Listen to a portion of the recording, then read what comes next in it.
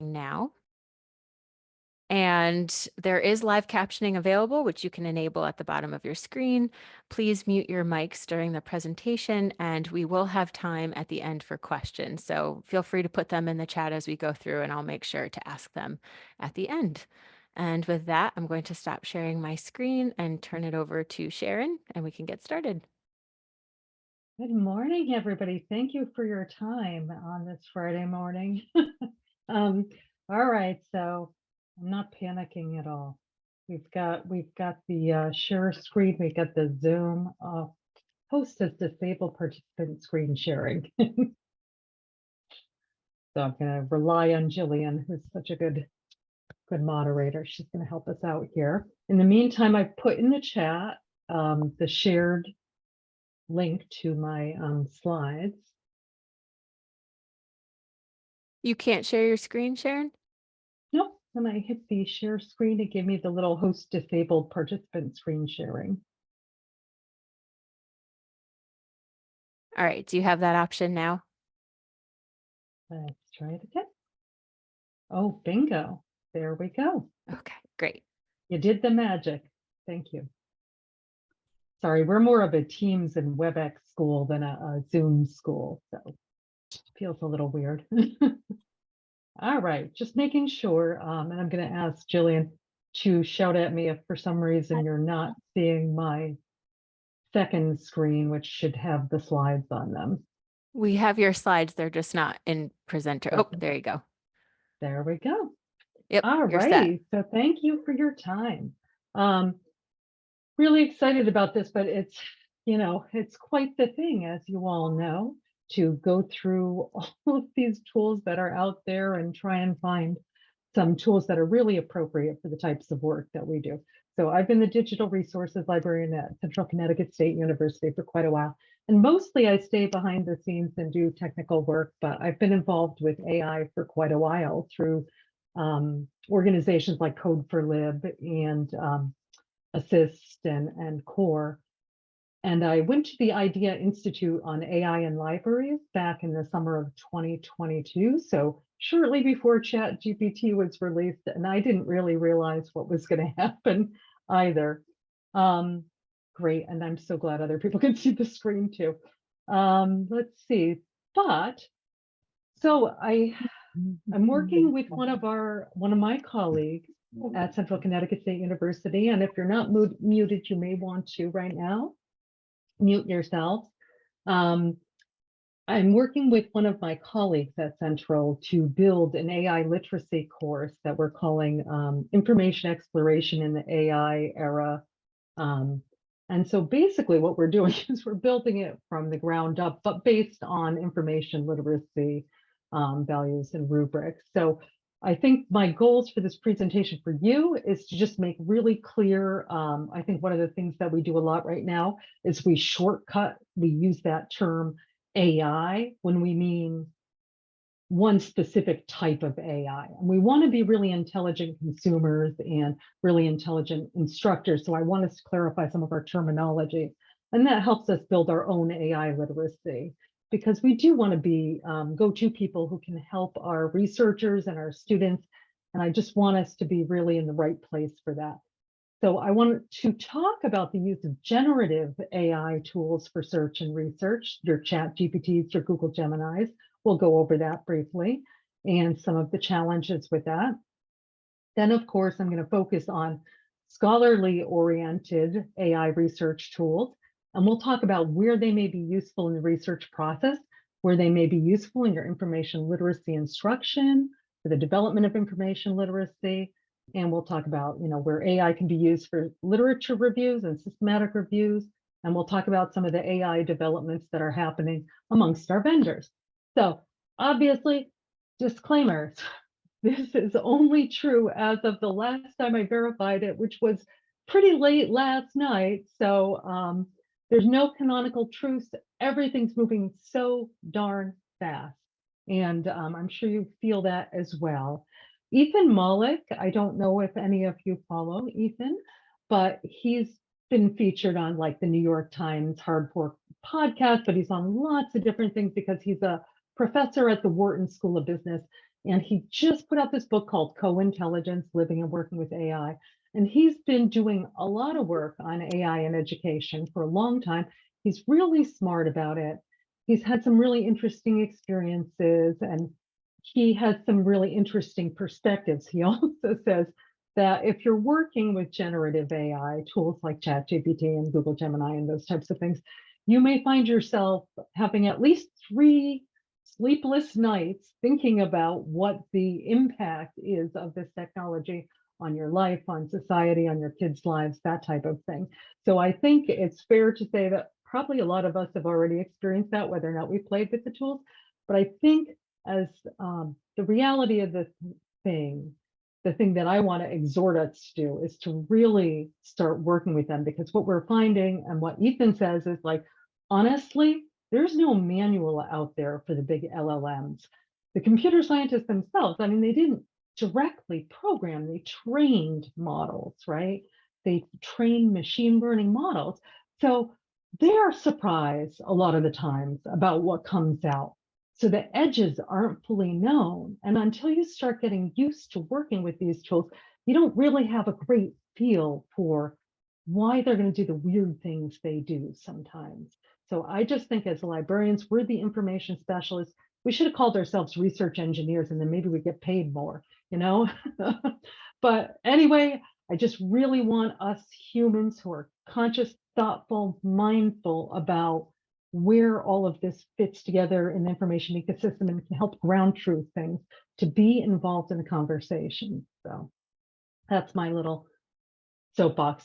All right, so obviously for those of you, probably a lot of this may not be new to a lot of you, but for those of you who haven't really had time to pay attention, just want to remind you that AI is not super new. Oh, great, we've got a computer science librarian. Great. Okay, so, and please feel free to share your experiences in the chat, because you probably have a lot more information than I do on many things.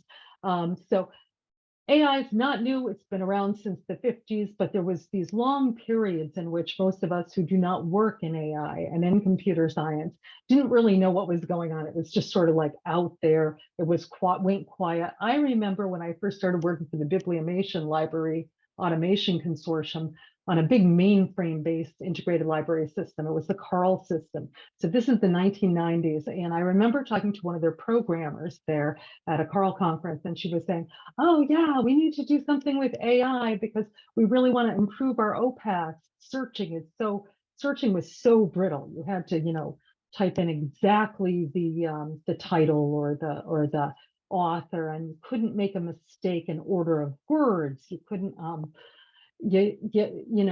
how you may recall how it was so darn brittle. There was even a time when our CALC system did not have stop words.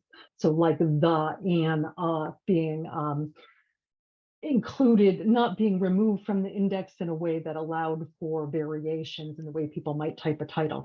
So anyway, I remember them talking about it way back then, and then there was a whole lot of nothing from from the level at which I worked, but there was things happening. You would hear things about IBM and Deep Blue winning against Gary Kasparov, and what was that, like 1997, I think. But anyway, we often say AI nowadays when we mean something like ChatGPT, and that is a very specific thing. That's a large language model-based generative AI tool. And there's many aspects we've been talking about that we've been dealing with that are AI already, your Netflix algorithm, the little chatbot flow that you may have created on your SpringShare lib answers. A lot of the like the Siri and the voice assistants, they use natural language processing. They use some of these tools, but they weren't up to that next level that we see with these large language models. So just basic definitions. I'm not going to go over this. You'll have my slides. You can take a look at them. I think these are things that we have to think about, though, distinguishing. I think what's interesting to remember about machine learning, about the artificial intelligence that we work with, is that a lot of times it's not only not expressly programmed, oftentimes it's not even programmed in a supervised way. It might just be that the way the whole system is set up is that it is sort of teaching itself based on pattern recognition, and in multiple dimensions. And it is true that in many ways, the GPTs really end up being, your ChatGPT ends up being sort of like a fancy autocorrect. But on the other hand, it's so much more than that because it has so many dimensions to it. And so basically what they've done is they've taken things like words, like language. They've said, all right, so in the English, in the corpus of English text, we see the word dog, and it's often, not too far from the word cat in all of the corpus of text that's out there. But the word moon is not always right close to the word dog. So over time, it builds sort of relationships that are based on maths and all sorts of things that I really don't understand. But based on that, it's created this emulation of complex knowing. And it really does some amazing outputs, but it also has some real limitations that we may have experienced. So, and large language models, so that's more like the Google Geminis and ChatGPTs. And those are things that I think a lot of people, I'm hearing that people are referring to these more as frontier models because of how transformative they've been, how big a change they've been in functionality.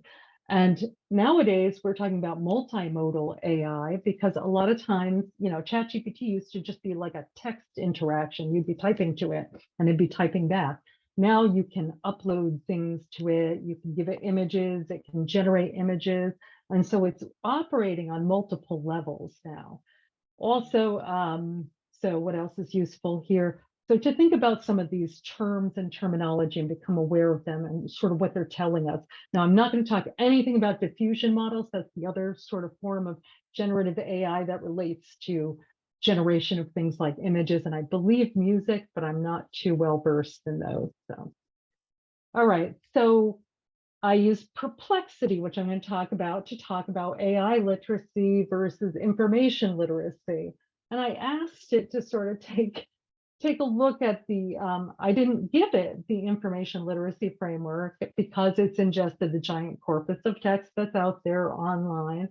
It knows these things, it can regurgitate these things fairly well and rephrase them and put them together in meaningful ways. So, so this is a really interesting thing that it came out with is here's how we can talk about AI tool. Here's how AI tools are sort of involved with information literacy and intersect with the framework. So obviously, so one of the things I want to do, I know it's kind of boring if I just keep talking to you. So if you can put in the chat for each other, just the name of AI tools of any sort that you've tried, just throw them out there. Anything you've got before I start showing you some of these tools I want to hear. Okay, we got some Research Rabbit. If I was a little bit more on the Perplexity, great ChatGPT. If I'd been more on the ball, I would have got you guys a little poll, but I probably would have missed some of these. Elicit, some people, some of you all may actually know more tricks than tips on these. Suno, I've never worked with Suno. Midjourney, so that's one of our image generators, Consensus. So there's people who are going to be able to chime in when I talk about some of these tools. So feel free to do so. I'm not sure if it's best to raise your hand or if it's best to put it in chat, but feel free to break in if you have something really important to say. So first, I'm going to talk about the use of things like generative AI models with the chatbot, with their regular chatbot user interfaces. Like the big ones here, obviously, are OpenAI's ChatGPT. So the OpenAI Corporation, which used to be run by a nonprofit board, which used to be a nonprofit, all sorts of things about that, right? ChatGPT. So that's one of the big boys, right? And there really are only a few of them. And then there's Google's Gemini, because only a few corporations have the kind of funding to pay for the compute, the electricity, the talent, all the different things that it takes to create a large language model on which a lot of our other tools will be built, you'll see. So ChatGPT, Google has Gemini, Anthropic has something called Claude. If you haven't played with it, you might like that one. Anthropic is interesting because their theory was that they would always try to approach building AI in a way that avoided the harms of the creation, the unknowing creation of artificial general intelligence, which is sort of that super intelligence which takes over the world somehow, So Microsoft's Copilot, of course, which used to be Bing, and before that had that Sydney, if you guys remember that New York Times article that Kevin Roose published back in, I think it was February of 2023, that was about how Sydney, the early version of the Bing chatbot, tried to get him to leave his wife and told him he wasn't happy in his marriage, and all of these different things went back and forth and gave you that sense of a ghost in the machine, because frankly, I mean, it is just an emulation. Sometimes it can be useful to think of these models in a sort of human intern-like way when you're chatting with them, so that you structure how you chat with them in a way that's most productive. But I'm not trying to anthropomorphize. This is an emulation of behavior based on an ingestion of massive amounts of data, of language. So if you've ingested all of the Reddit forums out there, right, as these things have, as well as Project Gutenberg and some really good stuff, some really marketing stuff, who knows? What are you going to come out with? There's certain patterns in the way humans behave, and some of those do come out, especially when prompted with these generative AI models. So, as Ethan Mollick points out, and he's been working with these deeply for a long time, they're deeply weird sometimes. Sometimes they're really great. You use them, you throw something in there and you go, okay, so I write too wordy. I take one of my things that I've written and it's ridiculously wordy, and I say, could you turn this into, and I'll give it to ChatGPT and I'll ask it to transform it into a summarized bulleted points that still retains the important information, but reduces the fluff that I may have in there. And it does a pretty good job. And so there are some things that it really does well, but the only way we know how well it does these things is by working with them. So Ethan claims that you really have to work with them, and you have to spend at least 10 hours with any one of these, what he calls frontier models.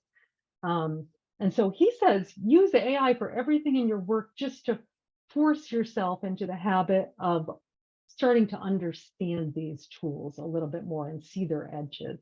And I do think it's an interesting approach, and I've been trying to do that when possible, but I don't always think of it, to be honest with you. But so obviously, one of the impacts on us will be how these AI get sort of embedded into our search engine. So now in the Edge browser, right, you've got Bing, Microsoft Copilot, and it's based, and it just like shows up in the corner of your Edge browser, and you click on the B, and suddenly you've got Copilot there, and that little Bing search engine thing is providing information. It's really kind of interesting because, for example, I was looking at this article on prompt engineering, and it was, from an engineer, it was from a software engineer. So, he got kind of technical in some of it, and I asked it to, I asked Copilot to go in and give me some information about it, and I could converse back and forth. And if I had a question about like the statistics, the models, whatever's lying behind it, that might be out of my realm of expertise, it can provide that. So that's really interesting. Yeah, I love that. Yeah, it's very cool, isn't it? But another interesting side effect of all of this, did you guys see or hear about this whole thing with the glue on pizza? So some of you did. Okay. So basically what happened was Google turned on, sort of like their Gemini, but for AI insight generation. And people, of course, decided to troll it a little bit and asked it things like, how do I keep something from sliding off my pizza? And it suggested to use Elmer's glue. And apparently that's still up there as of a few days ago. The Verge just confirmed on June 11th that you can still get it to do that. But I think there's a bigger challenge here that a lot of the media companies are starting to notice, and this is big with Perplexity, as you'll see in a minute. What happens when we make all of these LibGuides and all of our websites? And or more importantly, for media companies, they have all of this content out there. They have to put it out there. Now these AI insight things, they're worse than the search snippets. No one ever goes to the home page, let's say, of where the data came from, because it's being presented in such a nice and conversational way. So that's an interesting thing that's going to hit us all. So something to think about.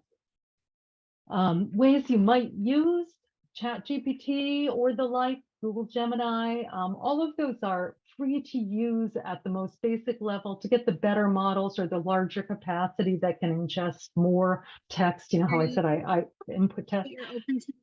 Those are like, those ones will cost you some money. If somebody has anything to say and I miss you, please just raise your hand and maybe Jillian can help me out. So ways we can use them are for brainstorming keywords for search strategies, for example. I know some of our reference librarians have done that. For me, I've used it for quick explainers of concepts and processes. And there are some, like, I didn't go deep into statistics in my graduate degree, and it's been a long time anyway. So there was an article that I was reading deeply, and I wanted to understand how valid the data analysis was. So I asked the AI to give me explainers that would go down to my level and help me get up to the level I needed to be at to better understand the article. So you can put information in a prompt. You can ask for analysis. You can ask for feedback. You can ask for counterpoints. You can say, what is this missing?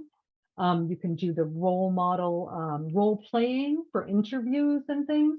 You can import.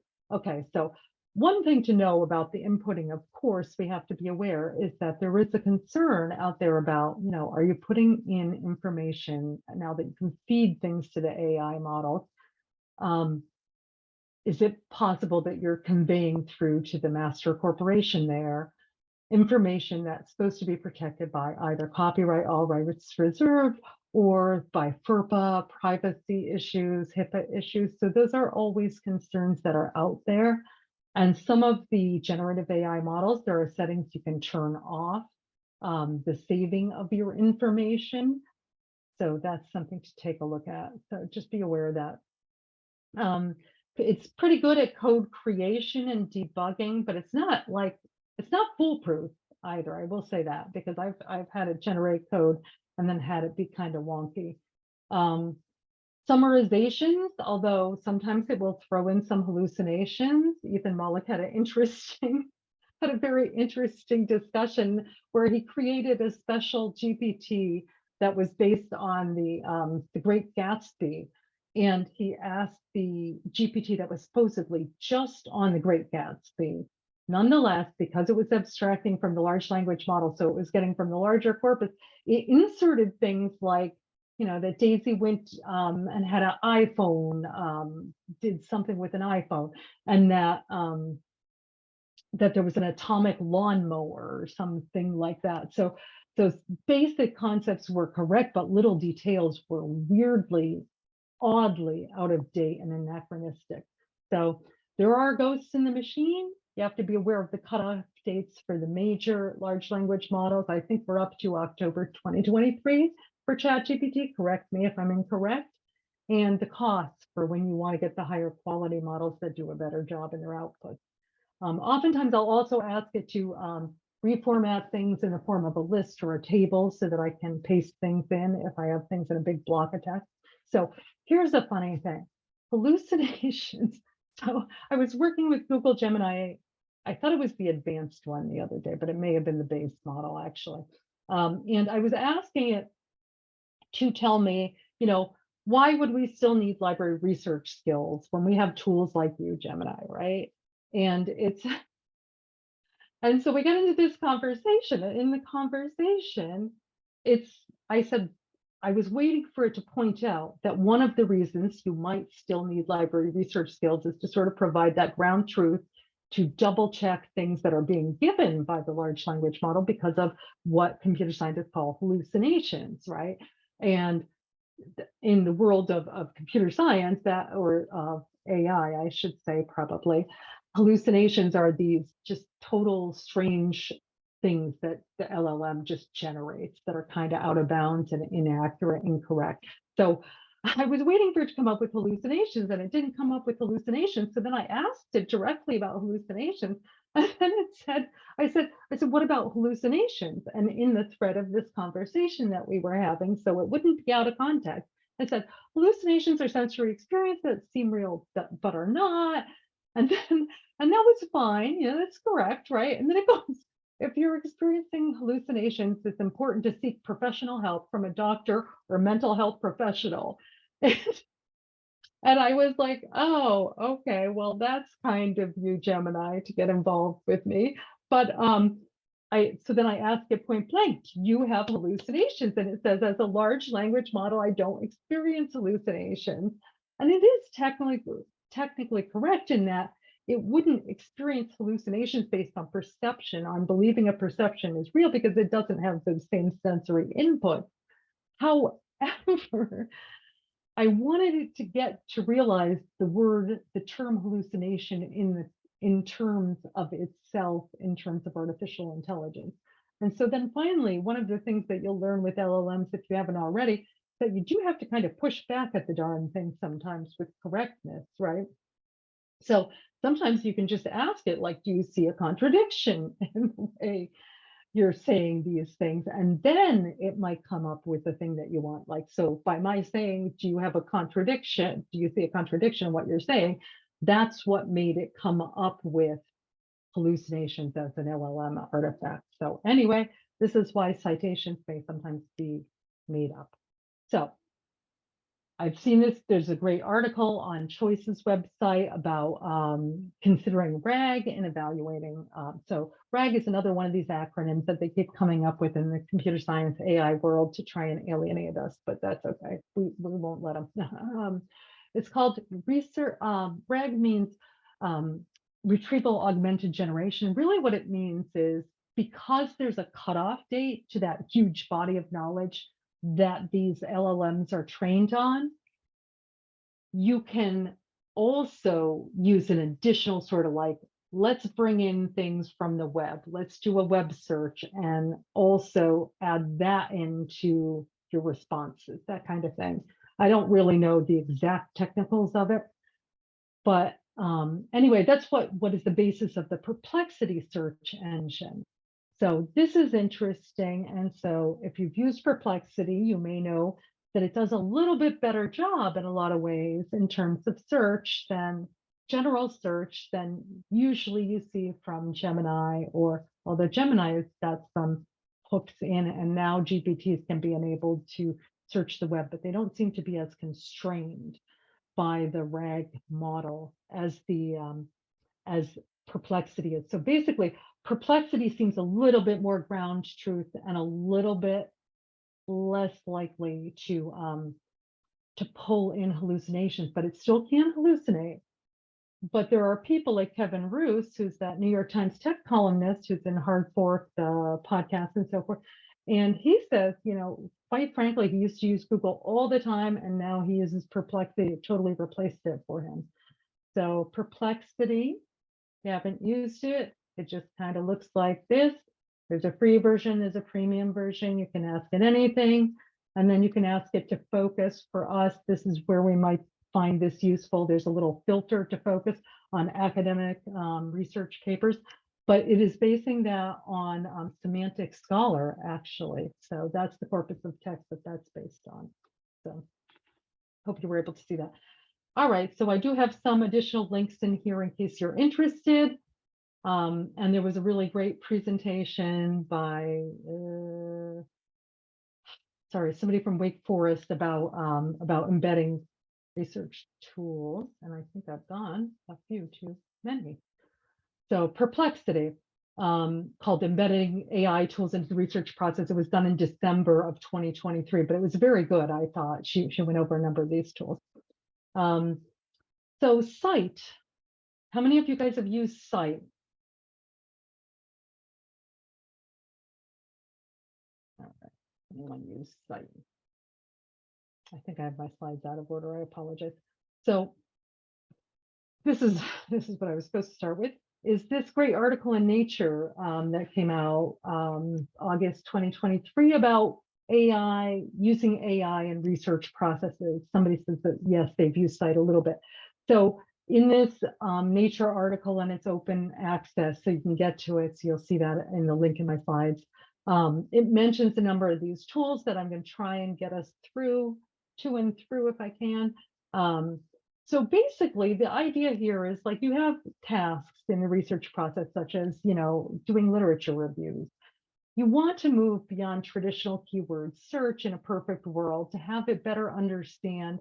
If you don't know the exact terminology, it can help you hone in on correct terminology to find related papers, for example, to improve your discovery experience. It'd be nice to see the scholarship as conversation sort of mapped out a little bit more clearly between articles. And that doesn't always happen in our traditional, library tools traditionally. AI can also be used for the analysis of these individuals. So you get a paper and you put it into something like Explain Paper or Chat PDF or some of these larger research assistant tools, and it will provide a little bit of an analysis. It's also useful for citation and reference checking and keeping up to date on your fields, overcoming your information overload. Actually, the information overload is really the impetus behind the creation of Semantic Scholar, which I'll discuss first. So these are the ones that I'm going to try and go over as many of these as possible. We're not going to get through all of them. And there's a few of them that I barely know that I would love to know if anybody else has used. That I just learned about one called Insightful from the woman from Wake Forest who did her presentation last year. That one was really interesting to play with. And Kenius, I'm hearing a lot of people talking about Kenius, or I don't know if that's how you say it. Maybe it's Kenius. Iris AI and SciSpace, which is actually strangely at the URL of typeset.io, but I haven't really used those before. Open Knowledge Maps was also new to me, and I'm excited to delve into that one a little bit further because that one is based on open source, and it's sort of like a European approach to these types of tools. And I think I would be interested in that. So let's start with the big granddaddy of them all, Semantic Scholar. Now, this one was created in 2015 by the Allen Institute for Artificial Intelligence Research. And when it was initially created in 2015, it was just for like computer science, geoscience, and I think one other area. It didn't cover all of these other fields. Starting in 2017, it expanded the many fields of coverage that it would include. But the concept in Semantic Scholar, according to its founders, is that it was really hard for researchers to keep up with things. And the Semantic Scholar has a little TLDR kind of tool that says, I'm just going to give you one sentence that gives you sort of everything you need to know. And you can create little research feeds, right? And you can have, I'm not sure if I'm logged in. I'm logged in.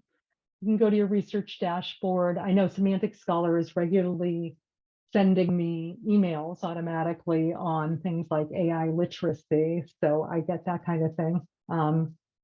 Let's see. And when you go into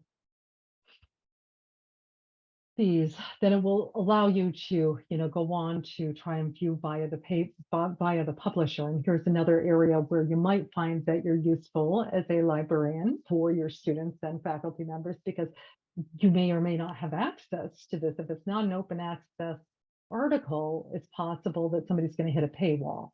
And at that point, what you can do is you can kind of guide them through, like in that one's even either an incorrect link or a link that's different. I think that one was incorrect. But what you'll see is that on some of these tools, people will go out, they'll find materials, but they'll hit paywalls. And that's a good time to bring them back into something like your own library discovery tool, like Primo Central Search that we have here at CCSU, and use that to get people in and through into the actual resource they're looking for, or to use something like your Iliad or your resource sharing, whatever your ILL system is, to get those materials. So that's a good opportunity for us. Related papers is kind of nice to explore. I find it somewhat useful. And what's most interesting about Semantic Scholar is that all of these other tools are built on its stack. So let's get to some of those. So Consensus, I didn't realize how pixelated my screenshot was. Apologies. We'll go to Consensus itself. What Consensus tries to do, or tried to do initially, was to provide like a yes or no answer to an important question, like what are the, and they're usually like sort of undergraduate kinds of questions, like what's the benefits of mindfulness. And unfortunately, I've probably been playing with this a little bit more, and I don't have a premium. I don't have a premium account for this one, so I may be missing some of the things that I would otherwise see. Has anyone used Consensus? Ah, thank you, Roseanne. Excellent. Somebody says that that citation was in English, but the article was published in Korean. Oh, thank goodness somebody is not as monolingual as I am. Wonderful. So the idea here can also be something like you can try and ask a question like, and Consensus has actually gotten into trouble with this before. Let me see if I can get one of my history. I did our academic library is necessary when they cost so much, because that's what we're always hearing from our administrators, right? So it's interesting because when you ask it to synthesize, that's when it tries to come up with a yes or no to the so-called research question or the question that the student has. But here it does say, not enough predictions. We need at least 5 yes or no's predictions to display. And yet at the same time, it kind of gives you a summary of what it chose as an answer from 2 papers that it analyzed. So yes, of course, we are still necessary, because through e-resources and online librarianship, we save time and money, provide access to new scholars, enhance academic performance, online learning. And they're just piloting this thing they call Copilot, which is sort of their version of a chat bot that you can use that sort of tries to summarize down those articles that it's found. And I'm trying to remember, I think if you're in this free version like I am, you only get like the top 10 articles that it pulls back. And these articles are all based on Semantic Scholars corpus. So that's what it's built on. But what's interesting is also you can go into the studies. Oh, I have 0 AI credits left. I apologize. So I can't show you this right now, but on my slide, I think I did take a screenshot before I destroyed my Consensus access. So,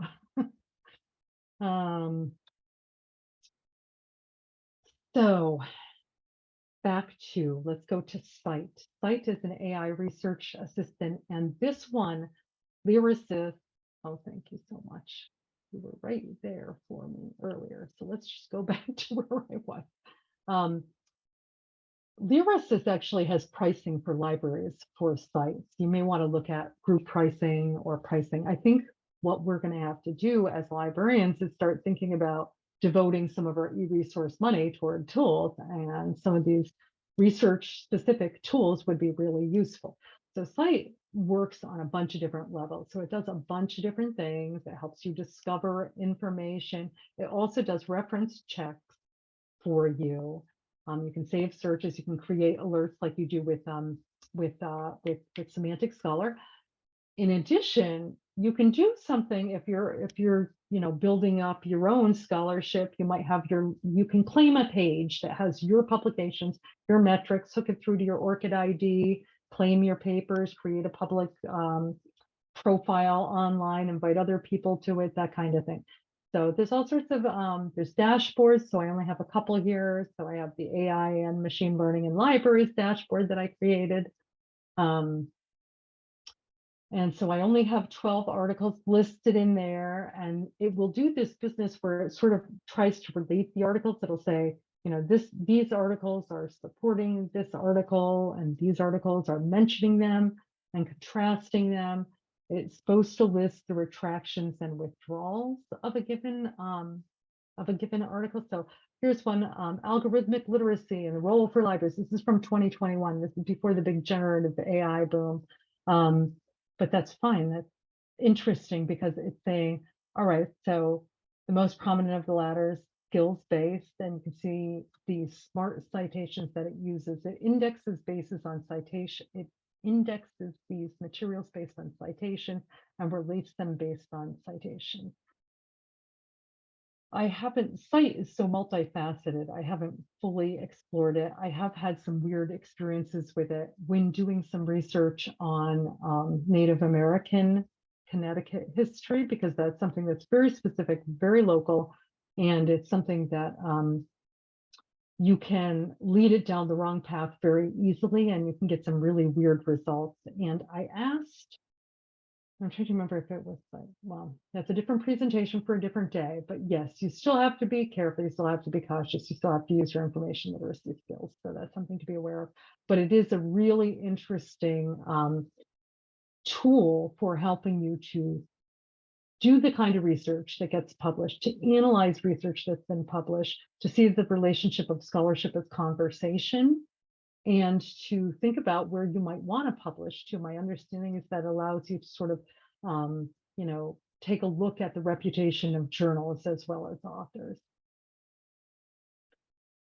So Ithaca SNR does a number of things where they track a bunch of these generative AI tools, and I have it in my references listing. So it's a shared Google Doc you can take a look at, and there's also a web page that leads to that shared Google Doc that has a number of tools, including, of course, Cite. So according to Ithaca's product tracker, this is what they say a Cite assistant does. And they recently updated that. It analyzes these citation statements. And just so you know, something that I did discover that I didn't know before today, or yesterday, sorry, was the assistant settings. You can actually turn it on so that you can have it always use references or not use references. You can have it remember things or not remember things. So there's a bunch of ways in which you have control over Cite. So Cite seems to be pretty fully fledged and engaged with researchers. So Elicit, somebody mentioned that they've used Elicit. If anybody wants to volunteer what you've used Elicit for, that might be a good thing. I'll show you some of the things that I've done. So we'll start with the AI literacy scale and usage findings. She's so What distracted. Anybody want to tell us about their Elicit experiences? Okay. So the AI literacy scale and usage findings. This is a group of thank you, Jillian. Yes, let's keep ourselves muted unless you have something important to contribute to the conversation. It makes a nice table. This is what I like about Elicit. For me, the layout works well to better understand things. And I like being able to see both the abstract summary, the summary, to do main findings, to do a methodology. So if it's something like a survey, you can see what the N is, and you can see kind of how they did the survey. You can see some of the limitations, but the limitations are only going to be shown pretty much based on what the author offered up as their limitations. If it's the type of research that, like, such as a piece of health research that might have an intervention that's being tested, or an educational intervention that's being tested, or if there's hypotheses being tested, those will be listed. There's lots of different columns you can add into this topic. So I think that's really interesting, and I find it very, very useful in that way. Again, I've been able to have some weirdness with some of the sort of like really local Native American history things, but it's also got me some papers that I did not know about. So Benjamin says that they've tried to see how accurate the article summaries were when they were using it. I have had, with these tools, I have had better luck, certainly, than with some of the other tools and with the more general tools. But again, I think it is hard because you have to know an area really well, or be able to ground truth it to really, really, really understand if it's giving you a bunch of BS. But these tools that are designed specifically for scholarly research, and where it's not just using a chat model, where it's doing these other things like slicing and dicing a paper. Oh, and I need 10 minutes for questions. So I'm going to try and go through a little bit more quickly, folks. So elicit, I find to be a nice layout for me. Scholar-C is a good learning tool. It's an opportunity for you to go in and to sort of create, to upload or find a PDF article and to have it sort of broken down. It's good for creating flashcards. So if you're helping somebody to learn an area, let me go into my Scholar-C that's already done. So AI literacy, the nexus between cognitive absorption and AI literacy. Oh, this is a challenging article. So theoretically, again, it breaks down your key concepts, your abstract, and you can have it create flashcards as needed. So it's a good tool for learning, I think, for reinforcing learning. It's a little simplistic in some ways. Litmaps is one that I've loved. So I've really enjoyed working with this one. It's a visual means of putting together your scholarship. And I really like this for scholarship as conversation. I'm going to show you one of my lit maps here already created. And I'm trying to remember, is this one my archaeology, anti-colonial archaeology? I went to a really interesting talk here at Central about this. And so what you do is basically you find a seed paper, and then from that seed paper, you can build these little graphs that help you to understand the relationship and help you discover new papers. So really just very interesting. And again, it also gives you opportunities to stay up to date and have articles be mailed to you as well, alerts for articles. So let's see. In the meantime, there's some tools that are specific to uploading materials, right? So you have your article and now you want to upload it and you want to have a little chat with it. So let's go to Chat PDF because that's one that's free and easy to use. There's also an examine paper and Chat PDF is right here. I uploaded an article already, Google Scholar and University Digital Libraries, and then it gives me, like it gives me some suggested things that I might ask the article, get information. So let's go back. And then just to give you a quick, if you're not aware, to give you sort of a quick overview of some of the AI tools that are in development or that you may already be playing with. Scopus has its AI product. I haven't played with that at all. JSTOR I haven't played with at all. I know EBSCO beta tested an AI insights tool. In that case, what it was doing was trying to summarize the contents of an article, not create a general chat, but just create, here's the top insights from this article. I also know that Clarivate, which owns Ex Libris, which has, the Alma Primo system and Summon, I guess these days, they also have a whole AI division, and that is working on building in AI to Primo VE, for example. Yeah, there was a good question about Chat PDF. Do you have a concern about copyright infringement? This has not worked out law yet. I'm not a lawyer, I'm not a law librarian, but I know that it is not fully worked out law, and I know that the current the current defense is transformative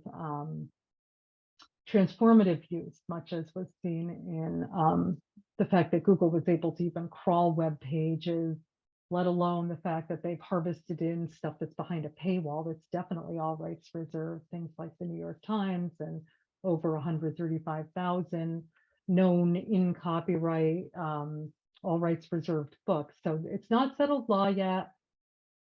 I don't so again, you could probably do a fair use analysis for yourself where you what you can do when you're doing a fair use analysis, if you haven't done that before, is just kind of keep a documentation of what you felt like the rationale behind what you're doing. You're doing this for educational purposes, not to resell the data, that you're not going to impinge on the commercial gain of an author. So you can, up to you, I would say, I'm not going to recommend one way or the other. I think a lot of these tools now have that built in, and I don't know how that's going to work out. It is a question. Like, so even those EBSCO AI insights and all of these different tools do have those sort of like, explain this paper to me, and it must take the paper in some way, and maybe it only keeps it kiosked in short-term memory, which is how that RAG model of LLMs works as well. So it may be something like that. Okay, so I have a bunch of shared documents and shared presentations. There are some product trackers besides myself that give you a really good look at tools that you may or may not have heard of. There's a ton of AI LibGuides, very good out there. Going to say, if you want to keep up or you want to be engaged more with the AI conversations, I would say there's a lot of stuff going on with AI in libraries. I've been involved with the Code for Lib community for a long time, and certainly been to the Fantastic Futures Conference out at Stanford back in 2019 when I had no idea that it was going to turn into this whole thing. But there's a lot of opportunities for you. If you just want to keep up more generally, a few books that I really recommend if you're concerned about bias in algorithms, take a look at Dr. Joy Buolamwini's work. She is the one who runs the Algorithmic Justice League, and she's in Coded, I think it's the Netflix documentary called Coded Bias.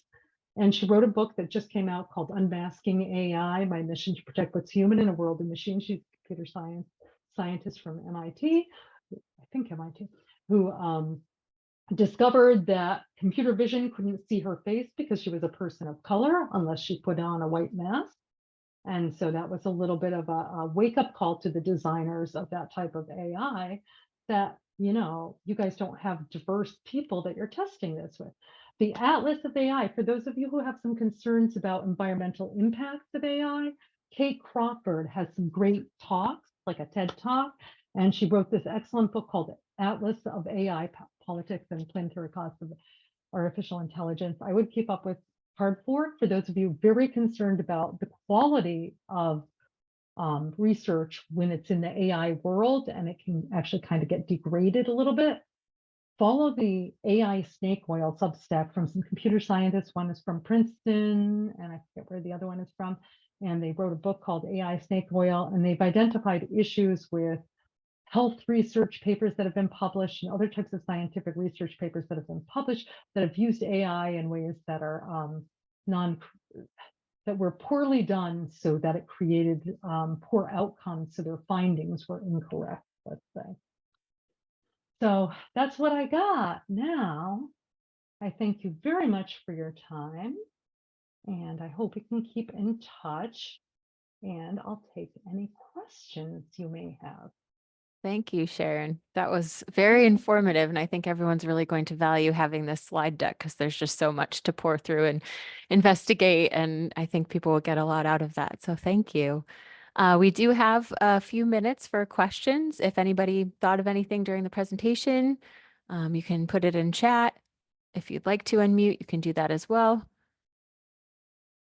Give people a few minutes to think. For unmuting. I can also take you back if you are interested in seeing one of the tools that we sort of missed or glided through, and take a little bit closer look. Sure, Sharon, I have a quick question for you. First of all, that was amazing. Thank you. It was so comprehensive. But it actually speaks to what one of the things I'm grappling with, which is how do you stay on top of it, right? I mean, because you get the basics and you go, okay, I understand this tool. And then there's like 3 new tools which are related, whether it's the mapping one or it's the scientific paper or whatever it might be. And it's like, I just don't even know how to attempt to stay on top of it. So how do you try to stay on top of it? I guess is my question. Well, Mikael, maybe it helps. You always have thoughtful questions. Maybe it helps that I'm not on the desk most of the time. Frankly, it is a tough thing. It would be good if we did a little bit better job of sort of like balancing people's workloads to have people recognize that we need R&D time. That's really what it is to me. It's like like Google's 20% time back in the day. They said their software engineers had up to 20% of their working week that they were supposed to spend on sort of like keeping up, in their case, building projects. In our case, it might be working with tools and getting to know them and understand them. But I don't know how we do that. Theoretically, we've gotten into the age where we can automate some things, but the question is, what things can we really mindfully automate without losing what we need to keep? That if anyone has some good ideas, Miguel's always got the best questions. So I see. Roseanne. Oh, yes. Sharon, thank you for the presentation. I look forward to going through the slides and everything. You've given us a lot to think about. Are there any tools that you would suggest someone go to if they're starting to do research and they want to know, has anyone ever done this before? Is this a new field, or is this a new topic? Yeah, I'm trying to remember. There was a few of them that seemed that they, in the YouTube reviews, like, so some of these YouTube channels that are out there that do reviews of these tools, some of them are a little breathless, and I think they're just getting kickbacks and free access. But some of them are definitely by PhD researchers, graduate students sometimes, but usually PhD researchers.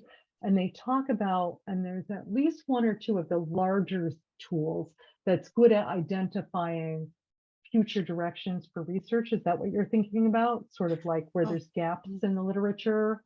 Oh, yeah, that would be a good direction to go. Yeah. Or if you want to confirm that no one's done it before. Yeah. Yeah, I think there are ways, and I'm thinking Cite might be one of them, and Elicit may have in one of its columns, may have something. You might start with the limitation. Because if you put that in there, sometimes when the authors, when you do a deeper into one of their papers, sometimes they'll put in the limitations. Sometimes that's where they'll mention future directions for research or for confirming research that they've done. That's where I would start. If anyone else has some good ideas, I appreciate them. We have 3 minutes, and there is a question in the chat that we can maybe end with. With Semantic Scholar, you mentioned connecting to your library resources. How is that accomplished? Yeah, right now we haven't, as far as I know, none of us have really invented connectors. So what I do, I hit a paywall. And the moment I hit a paywall, I just happen to know, because we're librarians, we know, and it's unfortunate that we haven't found a way to like publicize this. Then I just go and take the exact same search and put it in my central search. And if it's there, I pull it up that way. If not, I go into Google Scholar, pull it up, and then put it into Iliad and get it delivered electronically through our ILL. So that's how I've done it. It would be nice if there was a connector through, and maybe there's some library out there that's doing that. You'd have to hook up, like, let's say your Primo API, if you have Primo or whatever your system is, and Semantic Scholar somehow. And then if anyone's got better ideas, please let me know. When I see you have your hand up, do you have a quick follow-up to that? Yeah, just a quick, well, first of all, thanks to that answer. We're gonna put our heads together here at University of Hartford to figure out a connect.